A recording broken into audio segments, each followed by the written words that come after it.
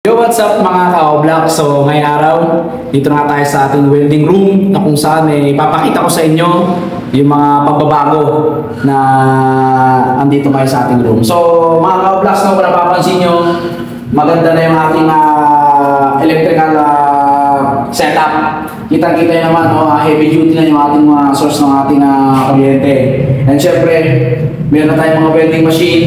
Kitang-kita nyo naman, tag-isa tayo ng welding positioner and tag-isa ng gato. Okay? Meron din tayong steel brass and chipping hammer. So, kada welding booth, meron mga grupo ng mga estudyante. So, para hindi sila nagkagulo and organized. Nakita nyo, meron din tag-isang grinder. Ayan. Meron din tag-isang helmet. Pwede siyang automatic o auto-darkening helmet or yung manual na helmet. So dito naman sa welding booth, mga ka-oblaks, ayan, pansin nyo. Meron din steel brass, chipping hammer, tsaka yung grinder. Ayan. Tag-isa rin sila na breaker. Ayan, mga ka-oblaks. So meron din siya na safety breaker. Alright, so ito. Ayan. And meron din namin tatawag na ayan, yung electrode dryer. So dito namin nilalagay yung mga welding rod o yung electrode para ma-preserve yung kanyang lifespan, no? Para hindi suminaw at para mabilis siya mag-spark or magamit. So dito namin nilalagay yan. Alright? Ayan. Meron din siya lang shipping hammer. Ayan, steel brass, grinder, and dito sa welding booth number 4, meron din, almost complete. And dito sa welding booth number 5. So, as of today, 5 welding booth lang yung ating in-operate. Kasi dun sa kabilang side, meron din tayong i-operate na 5 welding booth.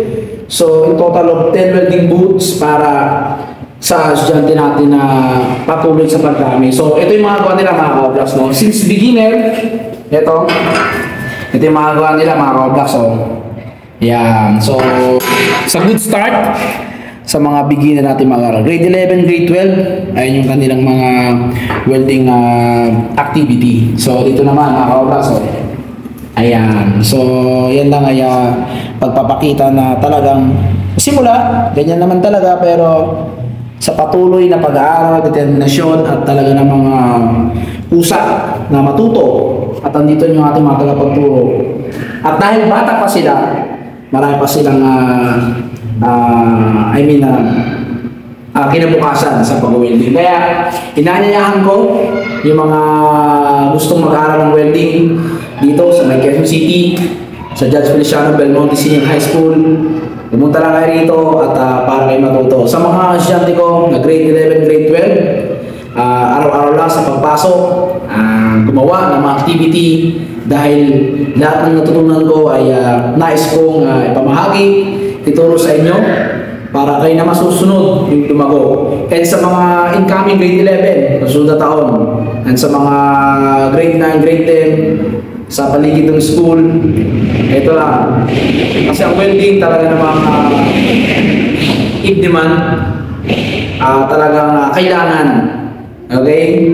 So, inanyahan ko kayo na matuto mag-welding dito sa Judge Feliciano Belmonte Senior. Alright? And let's go!